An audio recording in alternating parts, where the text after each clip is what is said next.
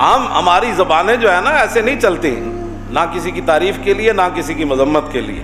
مولا حدیث پاک دا واقعہ موجود ہے، مولا علی کافر نو ڈھایا، ڈھا کے وہ سینے تے جدوں چڑھے انہوں مارن واسطے سینے تے رکھیا تے انہیں تھک دیتا۔ مولا علی اٹھ کے چادر جھاڑ کے چل پے، وہ کہنے لگا اے کی بنیا؟ فرمایا من تے از پے حق می زنم، بندہ حکم نہ معمور تنم۔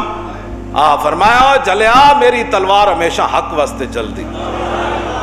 ہاں جی، میں اپنے نفس دا نہیں ہاں شیر، میں تے حق دا شیر حکم نیستم شیر ہوا، میں حق دا شیر ہاں خواہشات دا شیر نہیں۔ فعل من بر دین من باشد گواہ، فرمایا تو میرا فعل ویکھیا نہیں میرا عمل، اے میرا عمل میرے دین اتے گواہ وے کہ علی حق دا شیر ہے خواہشات دا شیر نہیں۔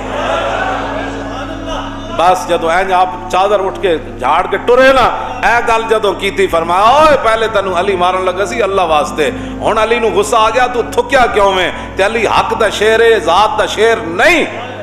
تو انہیں کہا لا الہ الا اللہ محمد رسول اللہ۔